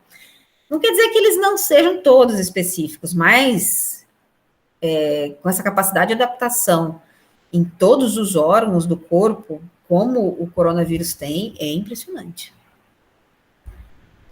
Bom, mais questões ainda sobre saudáveis e doentes. Essa fotografia da esquerda no alto é de uma família de Manaus, que as 2 filhas mais velhas nasceram com microcefalia, eles têm um canal no YouTube, e eu assisti algumas vezes algumas coisas rápidas, porque eu achei bem interessante, porque nós temos muita curiosidade em saber como é que são pessoas que cresceram com só uma parte do cérebro, nasceram e cresceram, né? E são pessoas saudáveis. Se você assiste 10 minutos da vida deles, você fala, não, são saudáveis. Mas não são. Aquela maior, acho que é modelo, né? Ela é modelo, é verdade. Então, assim, é interessante os nossos pré-julgamentos, porque às vezes a gente até tem preconceitos, né? Em relação à saúde e doença, né? E certamente, se você perguntar a essas pessoas se elas são saudáveis, elas vão se achar saudáveis. E aqui vocês, mais ou menos, né? Nessa parte na direita, nessa imagem, com a gente aqui desse lado, botando pressão. Essa fotografia, Você é Precioso, Não Desista, ela é da Chapada dos Guimarães, lá na... Ai, meu Deus, como é que é o nome do precipício que tem? Não me lembro agora. Bem na curva, não sei se vocês conhecem o caminho de Chapada dos Guimarães, tem um lugar que tem bem na serra, tem uma curva bem estreita, bem marcante, e tem um precipício bem alto aqui. Não, alguma coisa do diabo? É do diabo, é uma coisa do diabo. Uhum. Garganta. É uma coisa assim do diabo, eu não me lembro o nome. Mas... E ali tem muitas pessoas que cometem suicídio, e então tem uma faixa ali que ela é trocada, às vezes ela tem outros dizeres, eu fico um tempo sem, para ir para Cuiabá, daqui onde eu estou, eu passo por Chapada, então com frequência quando eu vou, agora não mais tanto, mas às vezes que eu fui, eu vi essa faixa. Essa ou outras, né? Então, saudável ou doente, essa pessoa que chega aqui, né, e precisa de uma faixa para ele não tirar a vida. Ou uma pessoa que precisa beber todos os dias, né, que é o que configura um alcoólatra, bebe todos os dias. Saudável ou doente, né? Ou fuma, ou come açúcar exageradamente, que são todas drogas, né? E aí, para facilitar na epidemiologia, se criou um outro conceito que é processo saúde-doença. Pronto, se entendeu que não dá para ficar saudável para sempre, e não necessariamente alguém vai ser doente para sempre. Então, a gente está sempre entre a saúde e a doença. Esse é o processo, é assim que a nossa vida é. Também cabe para felicidade e infelicidade, para alegria e tristeza. A gente está sempre sendo jogado como uma bolinha de ping-pong para os 2 lados da mesa. Então, isso é uma dinâmica, então, é um conceito dinâmico, complexo, multidimensional, ou seja, tem várias dimensões e que dá para, com ele, avaliar o biológico, o psicológico, o sociocultural, o econômico, ambiental, o político. E tem que lembrar também, vou então olhar nesse sociocultural, que existem alguns comportamentos em saúde que eles são modos de vida, são culturais. Um dia desses, uma pessoa que eu reencontrei aqui das antigas, e que sempre reclamava muito, que estava doente, que estava com dor, que estava não sei o quê, não estava mais assim. Não estava mais só reclamando. E aí eu perguntei o que tinha acontecido na vida dela, ela falou, eu descobri que não adianta reclamar, não muda nada. Então, tem também o hábito da doença.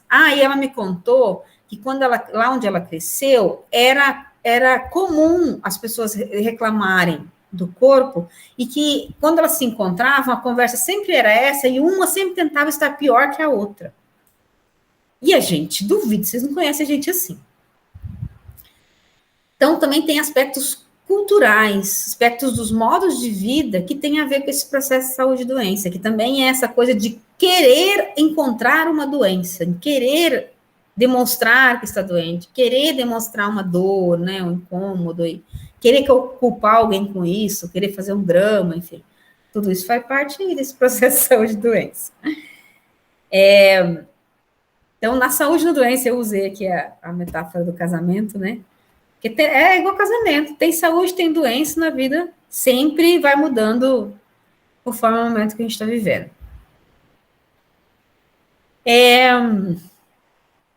Algumas pesquisas para vocês entenderem um pouco como né, como é que são feitos esses estudos. Por exemplo, Fiocruz, Pernambuco, investiga ressurgimento da dengue após a epidemia de Zika. Maranhão atinge meta de eliminação da malária. Sarampo, Pará vira o epicentro da doença no Brasil em 2020. Epidemia de obesidade. Acho que eu pulei um slide aqui. Não. São exemplos de como a gente pode estar estudando saúde e doença. A gente pode estar uma hora olhando para a doença, outra hora olhando para a saúde. Quando, por exemplo, tem uma epidemia num lugar, malária, vou usar ela como exemplo. A região de Alta Floresta teve a terceira maior epidemia de malária da história do país, durante as décadas de 80 e 90.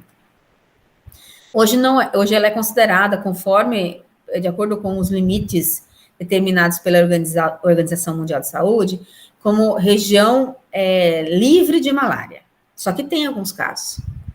E é possível estudar malária na região? Ainda como o inverso, com pessoas que não adoeceram mais, como é que vive essa sociedade sem malária, depois que foi eliminada a malária. Então, está ali o processo de saúde e doença colocado. É um pouco complexo, um pouco subjetivo, mas é possível avaliar uma população depois que ela deixou de ter uma determinada doença. Como é que passou a ser a vida dela? Então, você está estudando saúde, né?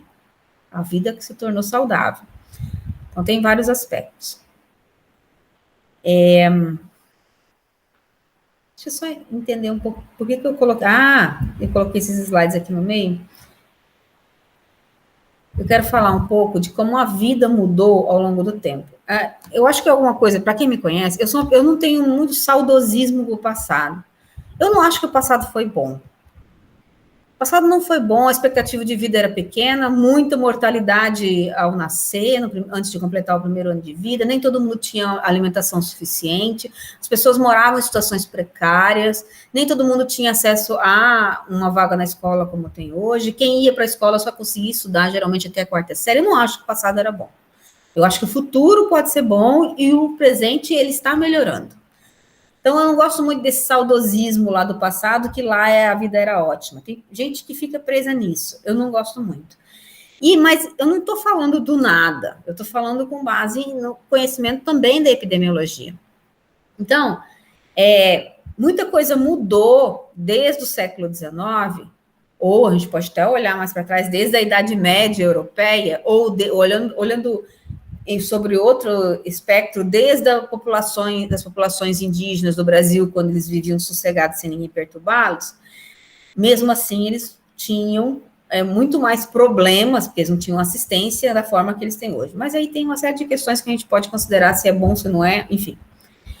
O que se precisa olhar é que, hoje, quando nós temos um problema, nós podemos ir atrás da solução. Em outros tempos históricos, as pessoas não necessariamente conseguiam ir atrás da solução. Eu maratonei uma série ontem, eu estava assistindo a Cozinheira de Casamar, não me lembro o nome direito. Eu gosto dessas séries que se passam na Idade Média, ou no século XIX, ou XX, e que falam de cozinha, de agricultura, então, porque eu gosto de como aquilo é reproduzido. E muitas vezes ali, quando uma pessoa adoecia, ela precisava de um chá, e eu ouvi durante a série algumas vezes o médico falando, espera, o que nós podemos fazer é só esperar. A gente não vive nesse período. que a gente tem que esperar, ou que a gente precisa que a família inteira agora se una em torno de um doente e reze para curá-lo, porque a oração era a forma de cura, de tratamento e cura, quando não existia medicamento. Não vamos tirar a oração das nossas vidas, mas a gente tem a quem recorrer. Existem soluções hoje em dia.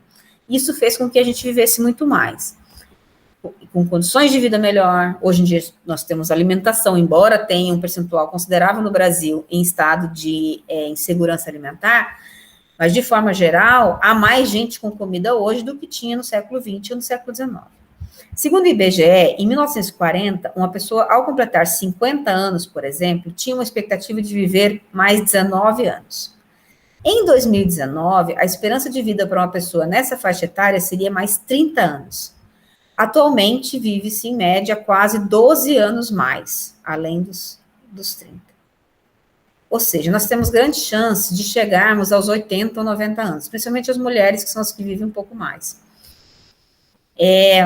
Isso em termos populacionais. Algumas pessoas podem não conseguir chegar, outras podem passar dos 100 anos.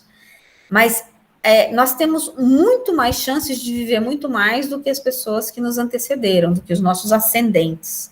Avós, bisavós, tataravós. Se vocês forem procurar na história da família, vão descobrir que muitas mulheres morreram no parto, muitos homens morreram de acidente lá na roça, outros morreram aos 40 anos com ataque cardíaco, com AVC. Então, vai descobrir que muita gente morreu cedo. Mas sempre existiram pessoas que viviam muito, sim, mas era um número muito reduzido de pessoas que viviam muito. Hoje em dia, muitas pessoas vivem muito. E é por isso que tem cada vez mais Parkinson, cada vez mais Alzheimer, cada vez mais câncer, porque o nosso organismo não foi projetado para isso. Se nós olharmos em termos evolutivos, nós não vivíamos tanto. Na época que nós éramos uma espécie das cavernas, nossa expectativa de vida era 25 anos. Durante a Segunda Guerra Mundial, nossa expectativa de vida era 40 anos. Então, muita coisa mudou. Só que durante todo esse processo evolutivo, que nosso corpo foi se adaptando às diferentes mudanças, ele nunca precisou se adaptar aos 80 anos, para viver 80 anos. Então, útero não dá conta, começa a dar mioma, começa a dar uma série de problemas lá para os 40 anos, próstata não dá conta, quando chega nos 60, 70, ela começa a inchar, começa a causar um monte de problema para urinar, mama pode dar câncer, vesícula pode não aguentar, uma série de órgãos que nosso organismo não foi projetado para viver tanto. Então, a gente vai viver tudo isso, mas se a gente não resolver nossa vida hoje para ela correr até lá de forma saudável, pode ser que a gente chegue lá nos 60, 70 caquéticos, mas com uma projeção de viver até os 90. Então, vai uns 20 anos de vida degenerativa.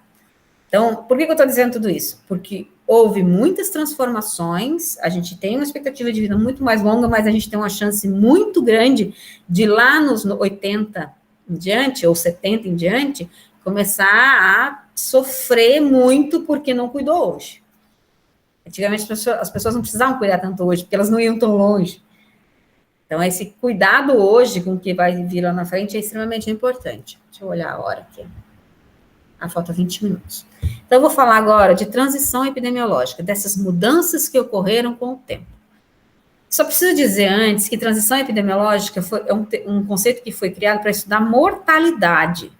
Não, hoje se usa para adoecimento, que é morbidade, mas no início se estudava só mortalidade. Então, muitos dos dados que nós temos são dados de morte.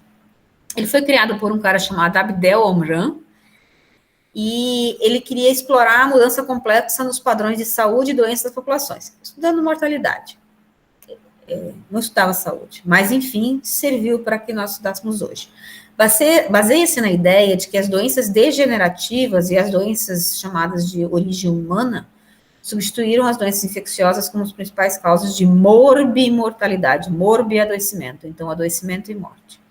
Vou explicar o que são essas doenças degenerativas de origem humana. No Brasil, tudo se mistura, porque muitas doenças causadas pela falta de saneamento básico, como esse caso dessa fotografia aqui das crianças vivendo com o esgoto a céu aberto, elas ainda existem, principalmente nas regiões mais periféricas, que são as regiões mais pobres, no rural, né, nas periferias das cidades, eles ainda existem. Então, no Brasil, essa transição de doenças infecciosas para doenças crônicas degenerativas, ela não é muito clara, mas ela existe.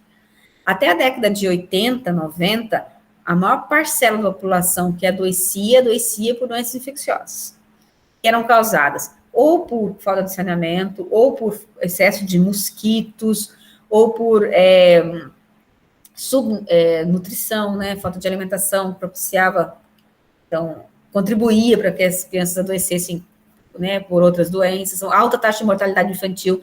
Lembrando que mortalidade infantil é causada principalmente por diarreia.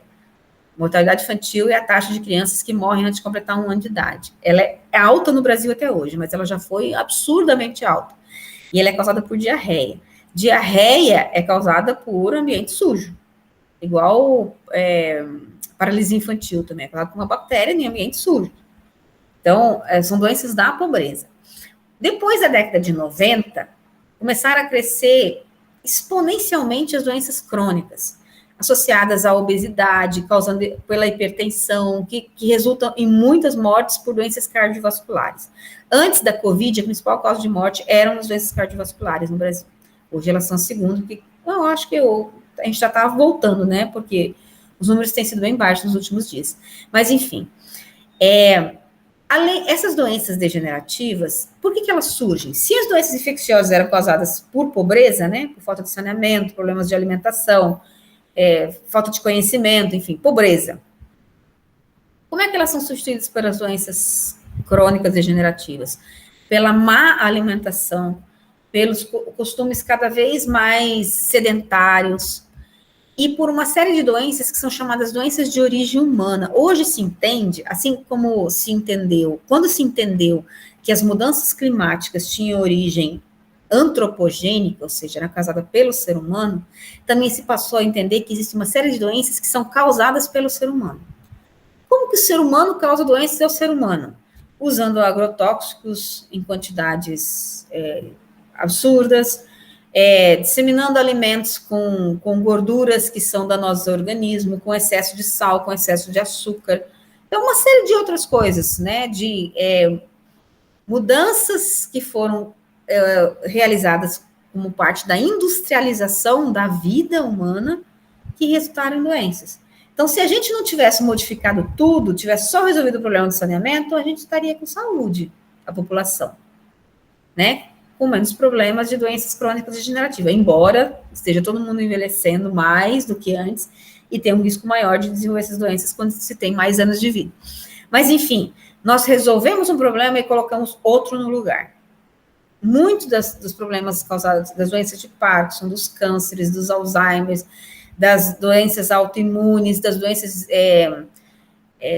múltipla escleroses e assim por diante, elas são causadas pelos estilos de vida que nós adotamos, não individualmente, mas coletivamente, da forma que a estrutura da sociedade hoje está colocada. O que define o que nós comemos, como nós dormimos, onde nós vivemos, esse absurdo de horas que nós trabalhamos, a tensão que tem no nosso trabalho, enfim, tudo isso que fez da gente meio máquina, meio humano, que às vezes nem percebe que está doente.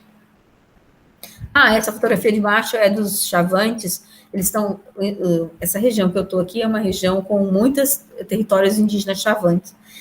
E os Chavantes são uma etnia bem importante em termos nacionais por causa da população deles e porque eles são muito guerreiros, assim, eles lutam pelos direitos deles e pelas terras, enfim. Eles são muito conhecidos por isso, têm uma participação política importante. E eles estão obesos em grande medida. E a principal razão da obesidade são os refrigerantes. Eles incorporaram os refrigerantes na vida deles e bebem muito refrigerante. E os refrigerantes têm altas concentrações de açúcares. Então, mudaram a transição epidemiológica deles. Esse esquema aqui, ele é da minha tese de doutorado, eu publiquei numa revista da USP, e a dinâmica da fronteira agrícola Mato Grosso, implicações à saúde. Eu dividi os períodos de avanço da fronteira, eu estudei Paranaíta e Alta Floresta, então desde 76 até o futuro, né, eu passei de 2010, embora eu tenha feito a coleta de dados em 2012. Então eu dividi os tempos históricos aqui da fronteira agrícola em agricultura e garimpo, madeira e pecuária, e no período mais recente era pecuária só de hidrelétricas. A gente está numa fase que as hidrelétricas já foram concluídas agora, né? Então, observem, na linha de cima estão as doenças infecciosas e abaixo estão as doenças crônicas degenerativas. Olha só, as doenças infecciosas somadas aos acidentes e violências, eles pegam desde o início da ocupação da região e vão até hoje. Algumas delas começaram mais tarde, como dengue, HIV, hanseníase, algumas diminuíram, como mortalidade infantil, mas, enfim, as violências também diminuíram, a violência naquela modalidade que elas existiam lá na época dos garimpos. Os acidentes também, naquela modalidade que eles existiam na época dos garimpos e do desmatamento. E aí aumentaram muito os acidentes de trânsito, com motos principalmente, outros tipos de violências. Essas são o que há de doenças infecciosas e violências e acidentes. Embaixo, então, depressão. Então, tem uma depressão aqui durante o início da década de 90, quando houve uma depressão econômica também, período de falência de muita gente, e depois uma depressão mais recente. Então, diabetes, gravidez tubárias, doenças cardíacas. Observe que todos esses problemas aqui, crianças que nascem sem cérebro, né, anencéfalas, câncer, transtornos mentais, doenças neurológicas, quando o termo está com uma fonte maior, é porque o problema é maior. Então, doenças crônicas, respiratórias, alcoolismo, uso de drogas, tinha uso de drogas e alcoolismo lá atrás, e ele volta aqui de novo. Então, isso aqui é uma fotografia de uma transição epidemiológica numa região. Os principais problemas aqui no início eram acidentes, violências e doenças infecciosas, e os principais problemas hoje são doenças crônicas degenerativas. Então, você vê a transição acontecendo ao longo do tempo. Tem vários estudos que mostram isso. Aqui, tendência na mortalidade, foi a hora, mais 10 minutos. Tendência na mortalidade por causas específicas entre crianças de 5 a 14 anos, de 2005 a 2006, na Índia, China, Brasil e México. Então, você vê aqui, diarreia, Índia, olha como decresceu, 2005 a 2016, são 11 anos. Pneumonia, são doenças infecciosas. Malária, meningite, China, mesma coisa, olha como vai decrescendo, as mesmas doenças, ou seja, a gente vive no mundo, esses aqui são os países em desenvolvimento, né, Índia, China, Brasil e México, mas eles exemplificam o que tem acontecido no mundo. Em algumas regiões, nos países desenvolvidos, isso aconteceu antes, agora está vivendo a fase que isso está acontecendo nos países em desenvolvimento. A carga das doenças tropicais negligenciadas no Brasil, 90 a 2016. Então, olha aqui, esse de cima aqui é doença de Chagas. Aí, depois dele, leishmaniose, xistomosemias, esquistomansone, que é barriga d'água, cisticose, que é causada por tênia. Então, vai pegando várias doenças aqui que são parasitológicas, algumas microbianas, como dengue, né? Lepra, que a gente não usa no Brasil o termo lepra, né? A gente usa hanseníase, mas enfim. Aí você vê como elas foram diminuindo ao longo do tempo, de 90 a 2016. Imagina se pegasse a década de 40. Ia ser uma ladeira aqui, descendo. Mas algumas não. Olha esse azul aqui, que é dengue, como ela vai aumentando. Olha a hanseníase, como ela praticamente se mantém. Mas as demais vão decrescendo ao longo do tempo. Outro exemplo aqui do que vai decrescendo é a doença de Chagas no Brasil. Esse aqui é de 1980 a 2014. Então, deixa eu ver aqui. A taxa de mortalidade de Chagas, azul é masculino, vermelho é feminino. Olha como decresce de 82 a 2012. Isso aqui por região brasileira. Olha o centro-oeste em vermelho aqui, como ele decresce, que é o que mais, né, violentamente decresce, doença de Chagas. Esse aqui é taxa de mortalidade, vermelho feminino, azul masculino. Então, ele tem um aumento na década de 90, década de 20, desculpa. E aí, depois, um decréscimo violento, taxa de mortalidade por doença de Chagas. Lembrando que a doença de Chagas é aquela doença que é transmitida pelo barbeiro, que é causada por um protozoário. E as pessoas morrem com um mega coração, porque esse protozoário vai se reproduzindo no coração. E aí, aqui também taxas de mortalidade por região, né? De novo, o Centro-Oeste é o que tem a queda, porque era a região onde mais existia doença. Então, observem, está diminuindo as doenças infecciosas. Tendência de hanseníase. Embora ainda seja um grande problema, o Brasil é o que causa o problema, né? Que alerta o mundo sobre o risco da hanseníase, mas há uma queda mesmo que pequena, há uma queda. O estudo é de 2001 a 2013. Então, em azul é geral, em verde são feminino e em amarelo, marronzinho, mostarda é o masculino. Então, há uma leve queda, embora isso ainda seja um problema dentro. Isso aqui é a malária associada à fronteira agrícola. Também dá para olhar, ver como é que mudou ao longo do tempo. Então, essas cores, quanto mais avermelhado, maior é a incidência de lâminas positivas. Azul é o mais baixo, esse azul aqui, ó, ele é o mais baixo. Aí esse meio esverdeado vem em seguida, depois amarelo, laranja, depois vermelho. Então, essa primeira imagem ela é de 2003, quando já não existia praticamente mais malária em Alta Floresta. Então, Alta Floresta era esse azul esverdeado aqui. 2010, o azul escuro já estava chegando perto de Alta Floresta, as coisas, só que ficou mais ou menos nessa mudança aqui, né, do azul escuro para o azul esverdeado. Mas, enfim, houve mudança, se vocês olharem os padrões das imagens, você vê que essas zonas mais vermelhas, são chamadas as zonas quentes para a doença, né, área de maior risco para malária, e as áreas de menor risco. Malária é uma doença amazônica, ela não existe, ou pelo menos é muito rara, fora da Amazônia. Então, também dá para ver como a doença foi diminuindo e foi modificando o padrão nela, né, a distribuição dela. Aqui, oi, deixei em inglês, são casos de hepatite.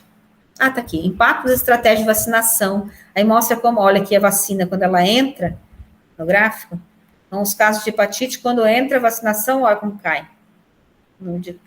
De pessoas que adoeciam. Depois da vacinação, cai vertiginosamente. E aí começo a falar agora das doenças crônicas degenerativas. Isso aqui é câncer de mama no Brasil, de 96 a 2013. Então, é de acordo com a idade, né? Mas olha como ele se comporta. Aqui são 3 períodos. Olhem só as barras, não olha a linha, só as barras. Cinza, esse cinza mais escuro é 96 a 98. O cinza claro, 2013 a 2015, e o cinza médio, 2011 a 2013. Então, você vê como ele vai aumentando ao longo dos anos. Desde 96, câncer de mama em mulheres, em idade reprodutiva, se não me engano. Aqui, mortalidade atribuível a diabetes. Não tem um período aqui, mas deve ser 1940 a 1980, não sei. Enfim, olha como aumenta, diabetes. Mortalidade de câncer de bexiga. Olha como aumenta de 2008 a 2017. Opa, é isso. Então, essa parte da transição epidemiológica dessa aula é para mostrar as mudanças que vêm ocorrendo. E aí tem outra forma de pesquisar, né? Pesquisar com o tempo. Dá para pegar dados de malária de Alta Floresta desde a década de 80. Dá para pegar dados de outras doenças da região norte de Mato Grosso, não necessariamente Alta Floresta, de outros municípios, desde a década de 80 e acompanhar a evolução. Dá para pegar algumas doenças infecciosas e algumas doenças crônicas degenerativas e fazer essa comparação. Dá para fazer a transição epidemiológica em um município. Então, existem outras possibilidades de pesquisa. Mais possibilidades. Bom, eu vou desligar a gravação e aí, se vocês quiserem comentar alguma coisa, vocês podem ficar à vontade.